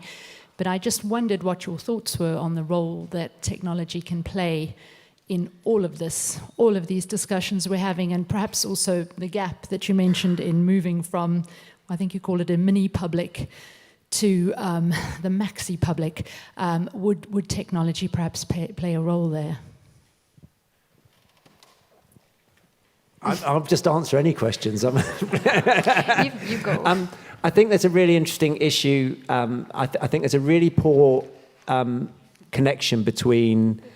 Are we going to share seats when it comes? I think there's a really poor connection between the world of deliberative processes and civic tech. I think they haven't been in conversation with each other, and that was most obvious to me when the pandemic hit. And the thing that most deliberative practitioners did was move to Zoom, because Zoom was something they were familiar with, and also their participants were familiar with, and also allowed them to replicate as much as possible what they'd been doing on face-to-face online. And very few of them actually had the time, the energy, or the knowledge to engage with other technologies that they might have been able to engage with. That said, I feel that there's a problem from the technology side who don't always understand deliberation. And they think that if you create a space where people can put ideas up asynchronously, or whoever happens to be on that space, that's fine, and look at the numbers we've managed to get. And that doesn't capture what happens within a deliberative process. So I think there's a real challenge for us, because I think some people working in the civic tech side are thinking, oh, we can just scale this up with various clever platforms, etc. But I think you miss the interpersonal things that happen within deliberative moments. So the answer here is we need to do much more work together. There's been some really interesting integration of things like Polis as a way, which is, for those who don't know, is a crowdsourcing platform for ideas, as a way of linking assemblies to the wider public or wider publics. I think that's been really interesting. But always the question with this is, who are these people responding? And I think one of the things that people who work in the deliberative sphere we know who's in the room. We don't always know who's on, whether it's a skewed public, etc. And I think that's something we need to work on. So I'm all for collaboration in this area, and I think there isn't enough of it. Yeah, Thanks. I want to echo that. I was recently in an expert group on an online platform that honestly was very broad, and it was on a national one. But we did have data on who was in the room, and it was almost 80% male, for example.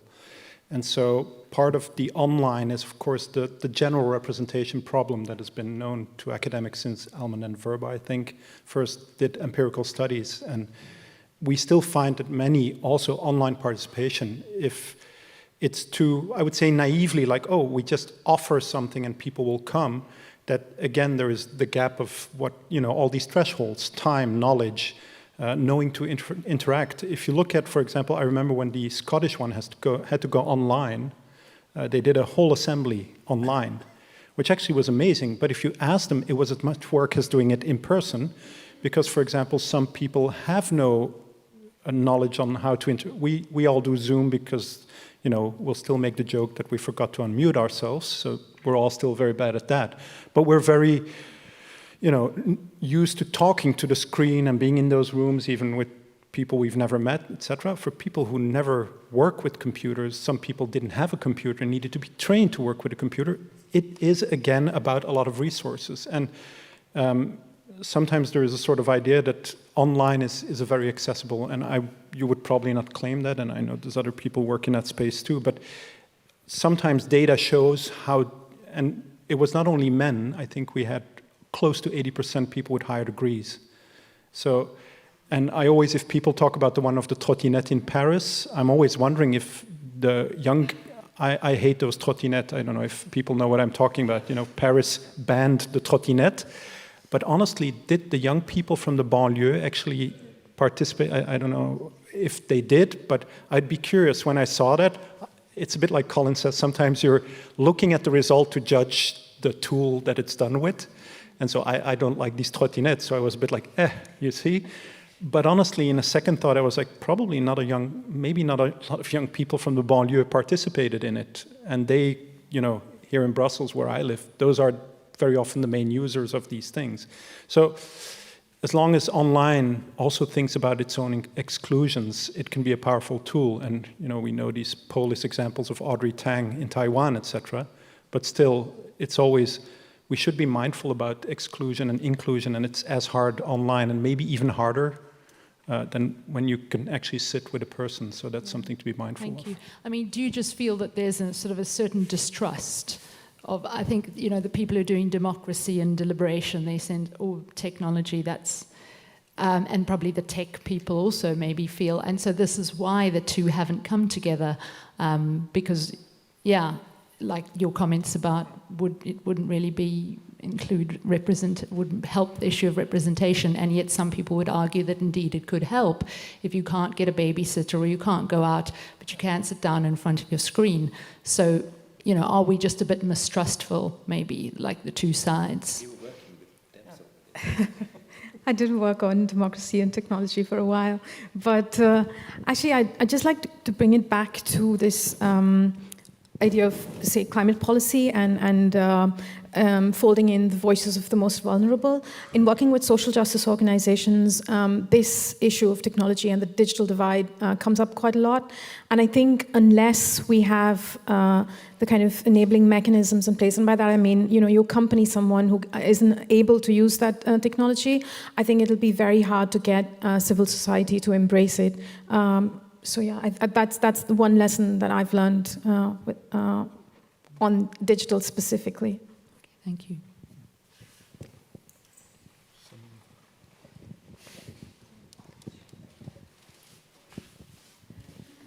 Hi, I'm Ben from G1000. We've been talking about local level, regional level, national level. We're gaining experience now from the international level as well. My question is, how do we take this perhaps even further? We've been talking about climate. It's a global issue, I think, that's to be dealt with. We've had a first experiment with the Global Assembly, tackling climate issues as well, which was, I think, very interesting as a first start. And my question, I guess, is, it's a bit of a vague question, but perhaps you'd like to share some thoughts on how deliberative democracy could or could not work at the global level, because I think it's perhaps an even more interesting scene in the sense that there is a lack of firm institutional frameworks and governance structures that are being there at this point. Perhaps this could be an interesting scene to precisely experiment with stuff like this. Is this something that you think could be useful? And perhaps this is something that you'd like to weigh in as well as someone who has encountered some sort of institutional complexity when dealing with international levels. So I'd be happy to hear some thoughts about this.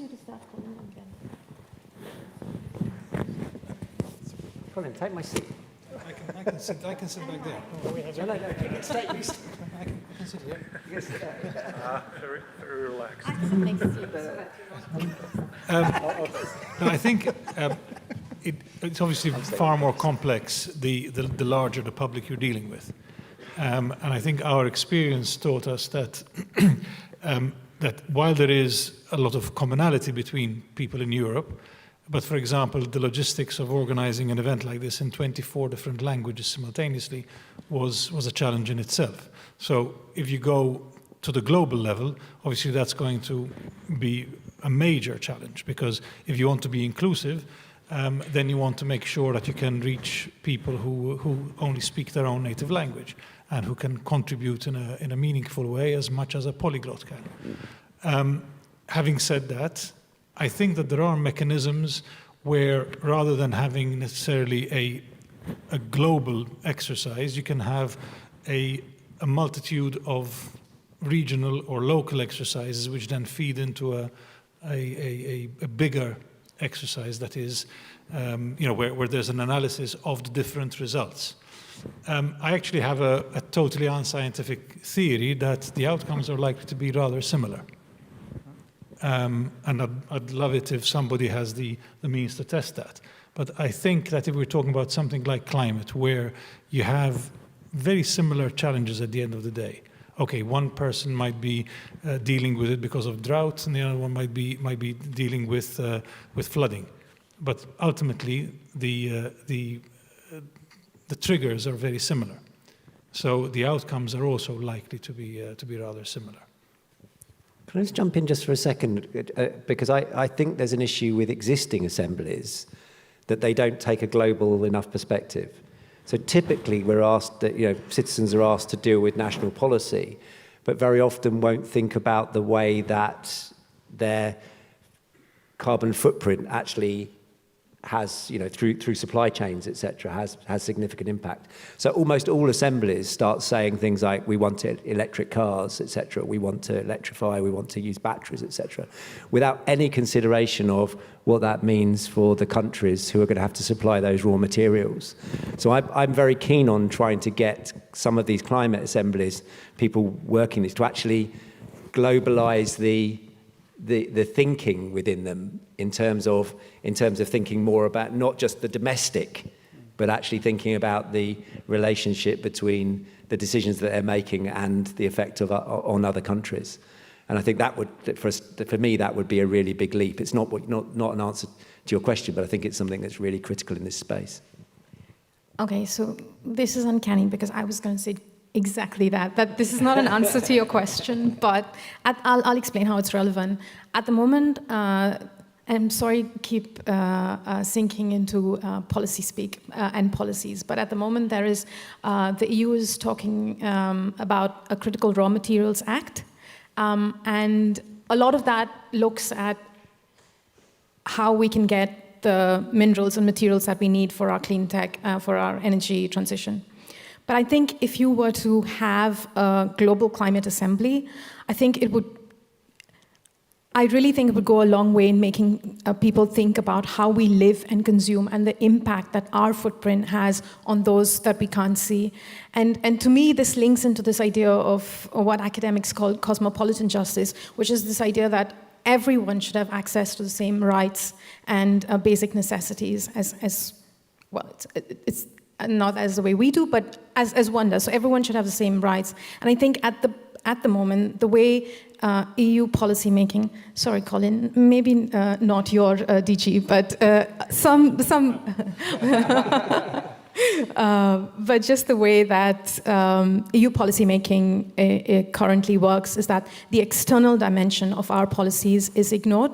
And I really think when you have global maybe not ignored, but maybe thought of a little less than you would otherwise. I just think that having such bodies would really be a way of getting citizens to understand what the issues are because they're complex, and then using that understanding to then petition their commissioners, maybe not European commissioners, but their elected officials to do better. And I really, really hope that that'll be the case.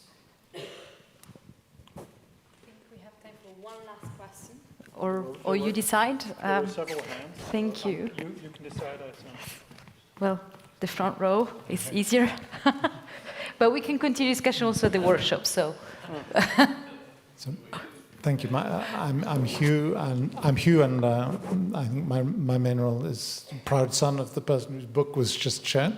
And I'm really asking about the integration question that you were dealing with, about why is it, how can we get the rest of the population to follow these citizens' assemblies and climate assemblies' judgments? And aren't we asking a bit much from citizens' assemblies to be taken so seriously? As long as they are not decision-making, isn't it natural that they not be followed so much? I mean, why should we expect so much from them? And isn't it over time something that's going to solve itself? And thank you for all your suggestions about how media can work better with citizens' assembly. I think all those ideas are really good, but I think there's a limit how far you can get with them as long as the decision-making is not part of it. Do you think we have time for one last question on top of this one? Just to be inclusive, because I felt bad that I gave the microphone to the front row, and so Jonathan from the...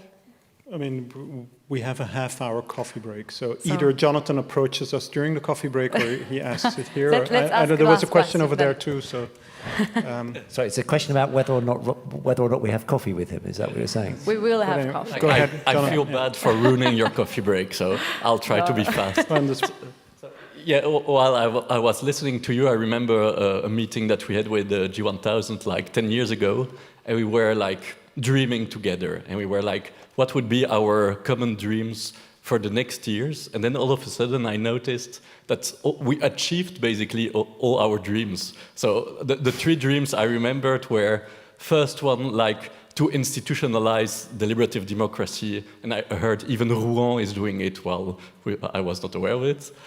Second one was to have like persons in charge on the decision-making level. And we have even in Belgium a minister in charge of democratic renewal and on different stages. And the third one was that we would have so many citizen assemblies that it would even not be headlines anymore, that it would be something normal in the news. So we achieved this in a quite fast time. So the question is, if we dream now within the 10 next years, what would be our next 3 dreams that we could share? Sorry. Thank you so much. Ulla. I'll first use. You have the mic, so I don't know who wants to leave I'll, first. And I'll address Mr. Pope's. It's interesting, somebody left for the Vatican, and there's a question from Mr. Pope, so I had to make that joke, sorry. It was it's an old people's joke, right? We thought of the same joke. Now, one of the things in here, and I don't want to, it's also something, one of the books as an academic that struck me the most was called Stealth Democracy, and there is an idea that citizens should be involved all the time in a lot of things. There is an idea of citizenship that is actually sometimes at odds with what you can do, right? And so, to some extent, I think people want to have institutions they can trust, and they want to be able to be involved if they want to, but it's that lack of trust that Colin also referred to that is often the problem. Yes, but trust is, it's called an institutional economizer for academics. It means if I trust you, we don't have to make a contract if I lend you 100 euros, because I know he will give it back to me even if it's in 6 months, right? If I don't trust him, we need a contract. I need to observe him. And so part of, and this also goes to Jonathan's question, is that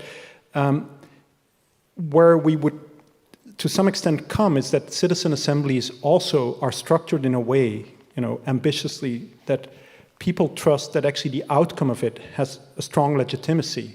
Yes, but equally for me, one of the dreams is that journalists will start challenging politicians with, you're saying this, but actually the citizen assembly came out with this, or that NGOs will start using outcomes of assemblies to put pressure. Because part of, for me, before being decision-making bodies, for me, assemblies are accountability bodies. It is actually a group of citizens, and originally the word jury also worked to some extent for me. It is citizens looking very closely at the policy field, so I don't have to, coming up with like, look, we've looked at this for, like in the end of life one, it's 27 days, I think. We've looked at this problem for 27 days. We come up with this should or could be done better. What's your answer to this? And the media part that I'm missing is that one. That there is more media attention for the accountability. That I was, to some extent, and I know this is live stream, so I hope I'm not, kind of, but I think with Alvaro, we were both at the food waste one, and I was missing some of the NGOs on that topic in the audience, even if it was to challenge maybe the commission and saying like, why did you have this, or, but they were a bit absent also. And so for me, a dream is that this becomes a thing of accountability. Rather than, and so the scaling up, citizens should have all the accessibility if I want to follow one, but I also have kids and I have to bring them to, it's hard enough to know, I'm a Belgian, so we don't have it as easy as the Brits who now have one level, gotten rid of the European one, but I have to take into account at least 5 levels of government. And if I speak to people at the provincial level, they'll be like, citizens don't know enough what the province does for them. And you talk to people like Colin, it's like, people don't know enough what Europe does for them. And I think about myself, I'm like, I don't even have enough time myself following all these fields. So to some extent, trying to make all the assemblies being followed by people in the media, I don't know if that's something, they should be there, they should be accessible, but people should also be able, I can trust this if I'm not watching. That's a surplus value for these things. and know that people like me have been involved, and politicians have had to be accountable to citizens like me who had the time, the means, and the resources to look into this problem. So I'm almost making a stump speech here, I think. That's good. So I started with a joke, but I came a bit... I vote for you, it's fine. I just want to... I'm just going to do the kind of what I'd like to see in 10 years' time. I don't agree with your third one, that it ever made headlines, apart from in France. So the problem is it's been ignored. So I think your third one didn't quite get there. The thing that I would like in 10 years' time is that I don't need to have those conversations with public officials and elected representatives about what a citizens' assembly is, and why it's valuable. So that it's been mainstreamed. And I guess the second one is that we're actually seeing assemblies on the most challenging issues that politicians are facing, rather than sort of more general issues like climate. You know, people are being much more upfront about what the real challenges are when they run these assemblies. So for me, I think it's 10 years' time, if I'm still having to have those conversations with bureaucrats and with politicians, then we haven't done our job well enough. In a way, I see quite a link between the two points that made. And I'm about to say something which perhaps in this group might be considered blasphemy, but I think citizens' assemblies are a means to an end. They're not an end in themselves. And the end that we need to be working towards is addressing the fabric of our democracy. And I think we would agree that getting closer to citizens and involving more citizens is one of the best ways out there to make sure that our democracy can be more effective, can be more productive, can be more meaningful. So I would hope in 10 years' time that we would be in a situation where a lot of this is mainstream, is normal, is actionable, has changed the way in which the relationship between citizens and the institutions, the rift has been healed. Because there is a rift, there's no doubt about that. And I think pretty much anywhere, I can't think of any place where you won't find some symptoms of this rift. So if we manage to make citizens feel that they have a greater say and a greater stake in what's going on, then I think that we would have achieved quite a lot in addressing that rift.